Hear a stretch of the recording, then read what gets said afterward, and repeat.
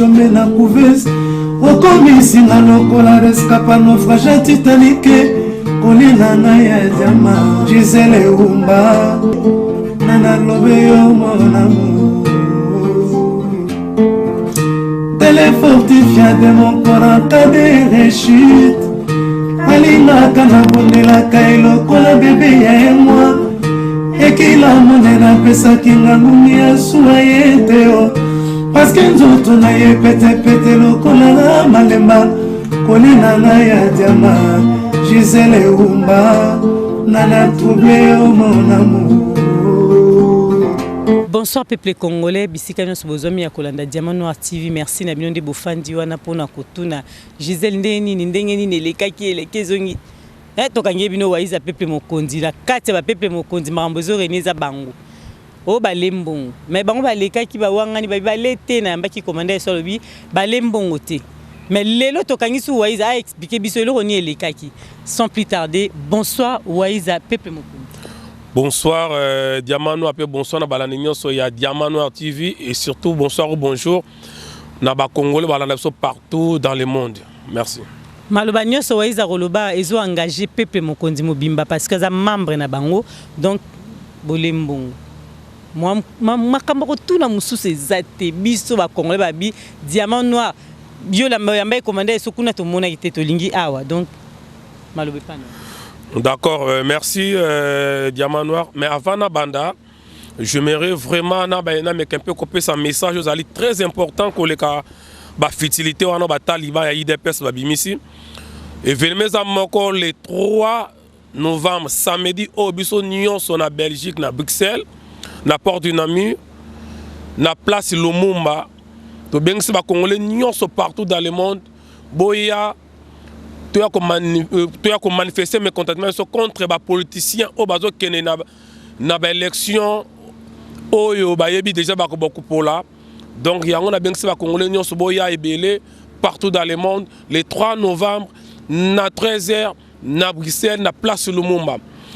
Maman Diamant Noir vraiment pour la question tuninga ceux qui moyen kozala pour na ko éclaircir le cambo ko pesa message yo bande ko ba Hollanda na yebi ke waya mbosa le kaka lobaki na pesi mbote na yebi ke pitu chomongo pa le kaka lobaki na pesi pe mbote na yebi ke commandant eso lobaki Christian Bola vient dire greffier international Coco de Luoza le kaka ba lobaki mais ngape en tant que moko ya ba cadre ya peuple mokondi et sengena lo ba bien na sa ba vidéo comme d'habitude.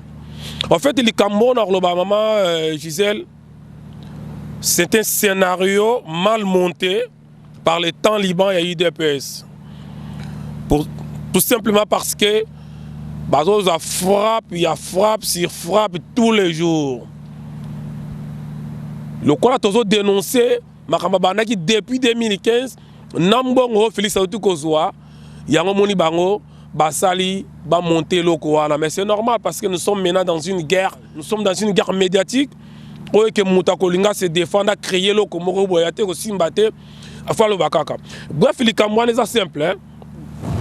Les Camerounais sont datés, il y a l'éloté, je crois 2015, si ma mémoire encore est bonne. Ils allaient à réunion au Salamaki na Bruxelles, ba combattant ba kine comme on a Moïse. Na le Komoro Boye na kota na mosilité parce que tu es que bata ner baza moi gauche droite ba la Narabiso. Ba combattant ba plateforme ba combattant bo mona na poto wa ton États-Unis misusu na binyo sote misusu baza ba branche armée na kati nango. Ça dit à part comme on a ba combattant to zala boye ba so ba branche armée. Or branche armée singa mbongo singa soutien. Tant ba combattant ba sangana ki ba ngena kutana Moïse Katumbi bazaki batu ebele plus de 40 personnes. Alors yebi sangai plus de 40 personnes est-ce que boketu à cause d'un mbongo devant 40 personnes.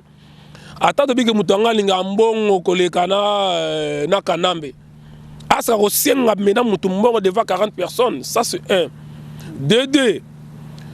Pour na ninte bate discours wana mobima nenge zalela ki. Sorbo l'année vidéo na bien. Vous savez Mouto ayebi makamu ya média, ayebi ko ça l'étude ya ba média to ya yebi ko diagnostic ba vidéo to ba audio na yebi ça va ndeko bo tango ta la vidéo e ko monezo kata yeba que ça na montage vidéo to audio ça na continuité sans coupure oh la lobati na suka coupure ezate yeba que ba monter le côté mais soko la ni vidéo wana ya Boketu soko la ni yango au moins que malobezo kata maloba oyo longwe et koti oyo maloba oyo longwe et koti oyo donc et là ça veut dire que non c'est un scénario mal monté ce sont les amateurs le cas la président la bango Félix c'est un amateur to lobela makamuna ya troisième chose les anines balbi ke Boketu ngena ko senga mbongo d'accord tonzimi Boketu a passé ngamo passa finga à Félix mais sikoyo baibisa biso pourquoi Moïse Katumbi a répondu qu'il était par rapport à des demandes ya Boketu ya mbongo à qui répondre ma province rapport ni nezali entre makambu ya mbongo na réponse ya Moïse franchement mutondi makambo yo baka batumisatu soit au ina peuple mokondi ou se plaraté parce que nous sommes les gendarmes du peuple au boya on dit maté yum toyeba même que les peuple mokondi les gendarmes du peuple ou soit aux ali talibans mutu ya IDPS puisque bangonde ba taliban ba IDPS bangonde ba rondi manango ou soit na mkuse bolimi sanga na terme ozazoba parce que mutamaye ele ou ayi ko sala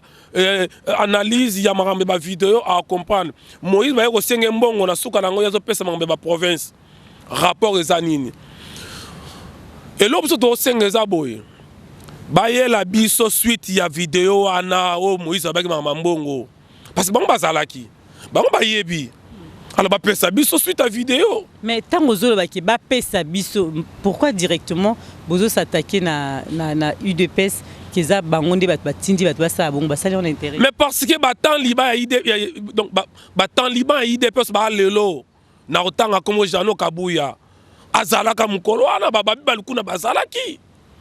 Et à l'époque, Jano Kabuya azalaki comme attaché de presse Mama Moïse Katumbi. Parce que faut le bango bien, mon bataille de presse, ba lembongo ya Katumbi net na film ya Katumbi asili ki yango ba benga na bango.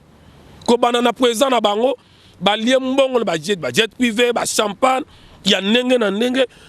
Ko banda bango nyoso ni bazawana. Donc, tant no ba nengwana ezali bato bazalaki wana. Maloba oyo bimina na audio wana.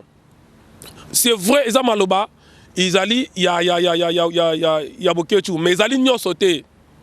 Et ça m'a monté, balongoli, la vidéo déjà Boketu sala.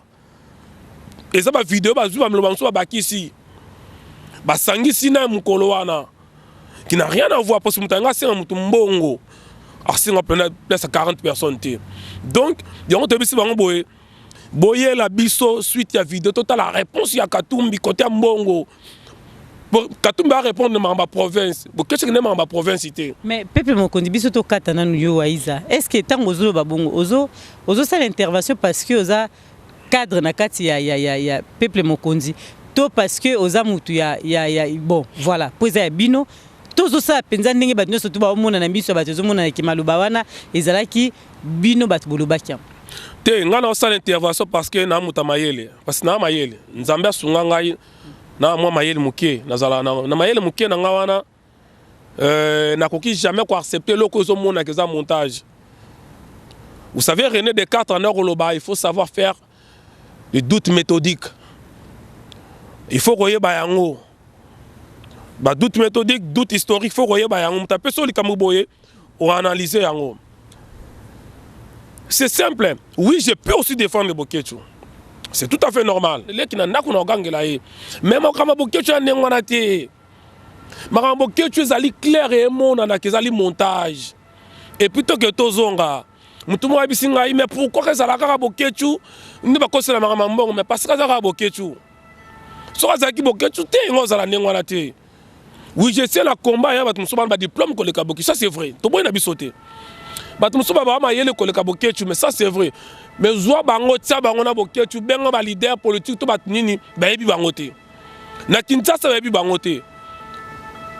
Moi j'ai la chance, na travailler avec na Boketu, ça déjà leader aza miroir il y a combat disons-les parmi les miroirs pour exalter que parmi les miroirs azali si on attend comme un miroir intel comme un problème attend à qu'un tel parmi les miroirs donc nous devons défendre parce que ils ont montré que les Cameroun va monter dans la taliba IDPS parce que nous avons dénoncé depuis 2015 mais le comme bima voilà c'est ça.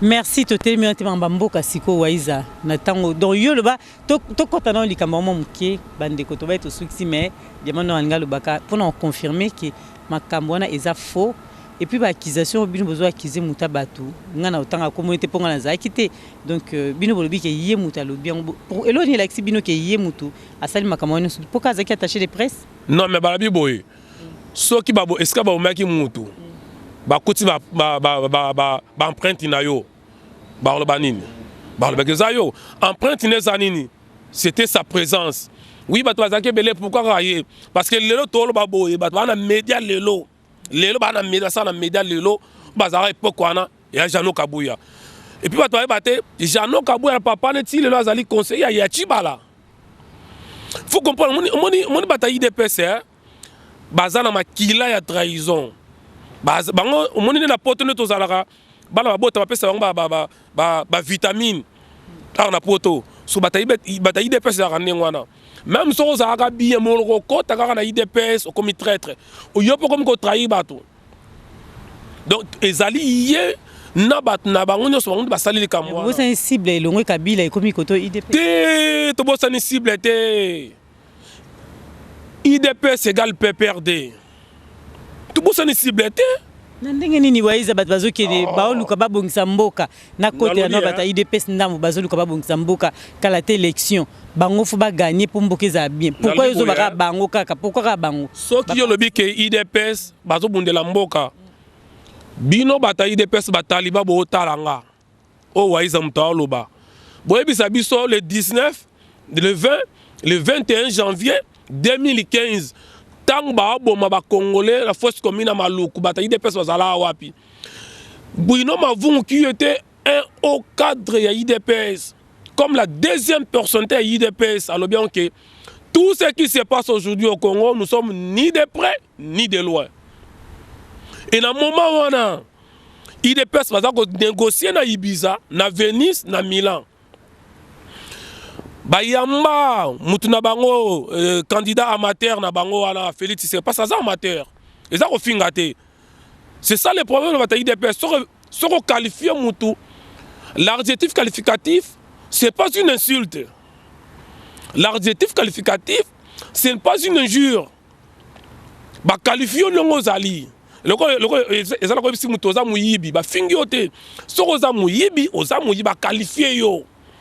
Ngana ofingate parce que na ebine ba fingate pour lobby ceux qui mukolo Félix na zona ka molobia mukolo Félix a longwa amateur a comme professionnel ngana na kumisa été mais na ko appuyer ye puis ba kumisa muté mais alors tant que zo ba ke IDPS ezali na peuple na tunba ibisa biso le dobeta masoli à 400 quelques fausses communes ya Maluku na 400 personnes ba kunna fausse commune IDPS ça se fait à partir bato bato wana parce que tant que tu négocier enfin tant que tu bunda pour la sauver mboka IDPS ça négocier pour na ko baxer la Kabila enfin alias Kabila Youssouf Muntware Kazemberebe a baxer la ye ba jour na utolanda awa ndeko Mike Mukeba na PC Mbote nalanda ki bango na émission yo bosolo ya politique azaki compte azaki na mesa na mutu mwa IDPS membre wana IDPS wana alobiango bien bango bakendaka na dialogue na kanam en 2015 pour na kulukela une sortie officielle donc nous sangana Mike pour détruire IDPS te to sangana Mike te ngai na Mike to sangani na peuple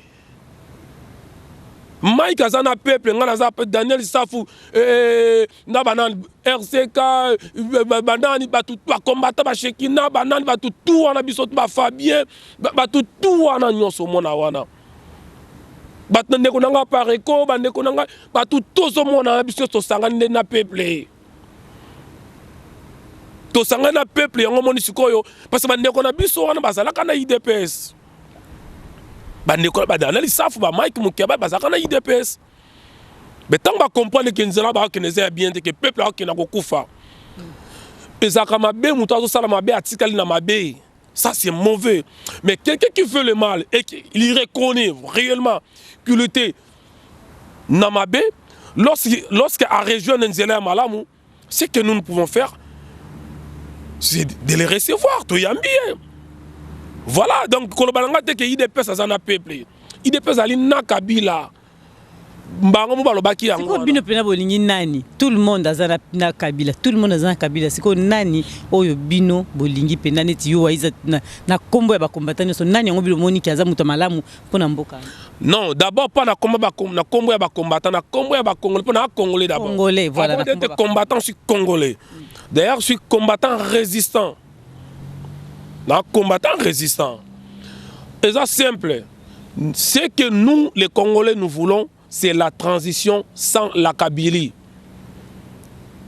Je ne dis pas sans Kabila, c'est sans la Kabylie. Donc, sans Mende. Tous ces médiocres.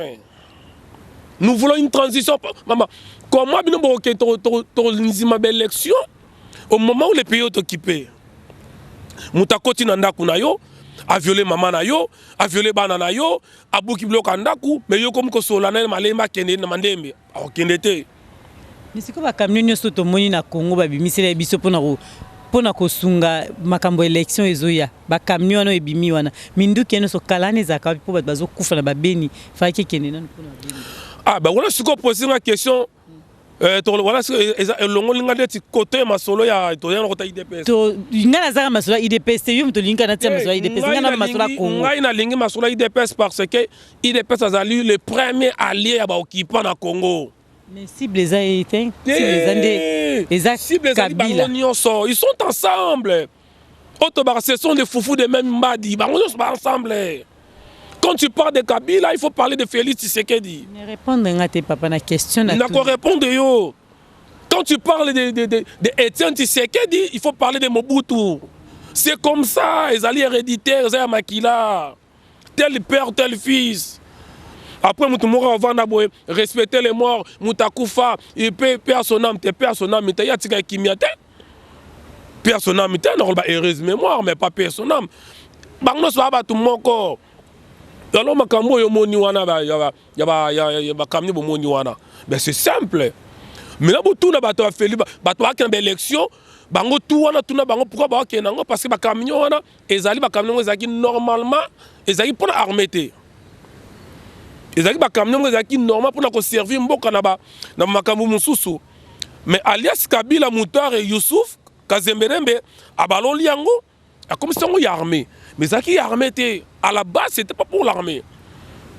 C'était pas pour l'armée. Mais le cas de occupant, il cherche à se maintenir par la force d'un pouvoir. Il y a une stratégie. Et Félix Tshisekedi. Mais nous avons likambo waiza. Na Congo on a tous les politiciens belé pour tout chiter surtout comme na souka mais tout na moi muké. Ba politiciens belé na Congo. Pourquoi bino bo tanga bango so touté kaka Félix? Bon. D'autant mingi Félix parce que Félix Azamutu oyo d'abord il faut qu'on reconnaisse en haut. IDPS ezali première parti politique ya munene lelo na Congo en termes ya ba membre. Bon, et tikala longo pe théorique hein. Parti ya munene, tikala théorique na pratique za la suna ngona te. Place au IDPS na Congo, au moins tous en tous sur la calme. Tous sur la bien.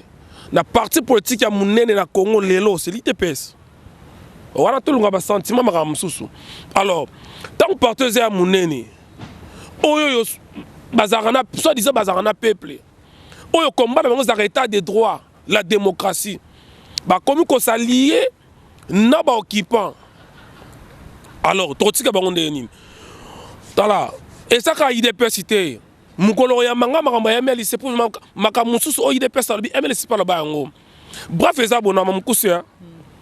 Parti lokola IDPS.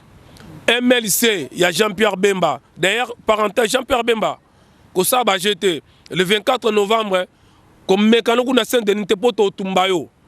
outi na poto outi na prison obimi au lokuta na diaspora oyo banaki ezaki ensemble na to na pasi yo wana mbangu OK yo pesi so mu Congo ba beti okoseki bota yo wana olingi balukoyela oya osana diaspora na yebisa batu nyonso oyo ya MLC oyo lingi atia libaya aya et gloire à Dieu botiango wapi na Saint-Denis so zaki na Paris tonga ba nop secrétaire ozamaka Saint-Denis to solola ndenge mibali ba sololaka waiza pepe mokonto sukisa to suki donc na ba boye ba partir la IDPS MLC ensemble pour le changement Moïse Katumbi Palou UNC ba parti wana sont appelés à disparaître nenge impère limwa na peut perdre na bossa nenge impère limwa nenge bango ba ko limba pour une simple raison ils ont trahi le peuple basangali na ba paya ba bomi biso mbula na mbula nous avons besoin de changer la classe politique ya Congo na biso. Merci Waiza tokomi na biso na suka penza pona lelo malobano ya suka pona clôturer émission malobananga suka ezali na nyonso partout bozali boya le 3 novembre 2018 na Bruxelles na place du Namur pardon malobasuka faut que ça mamba Congo parce que journée on est voilà de ba ya parce que yango na mamba Congo parce que mukolo wana to ko sala rituel o ya biso ba africain to ko enterrer tous ces politiciens ba ke élection ba bi ke ba pola pona ba accompagner Shadari yango to beng ba Congo ba ya to l'assemblée parce que maman tant ba to la ki bitumbeza na Kinshasa boya na terrain za Kinshasa terrain à la poto Kinshasa ezali salle à manger et ce que ba lamba cuisine ezaka na poto donc boya to kuta na to continuer to lembate parce que bitumba ezamulai boya to kuta na biso nyonso na pesi bat nyonso mbote ba la nangai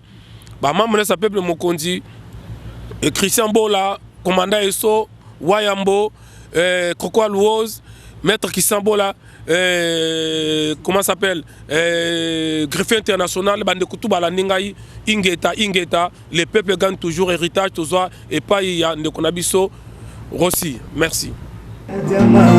Gisele Umba Kolina na ya diama Gisele Umba Nana troublé au mon amour. Merci Gisele Umba diama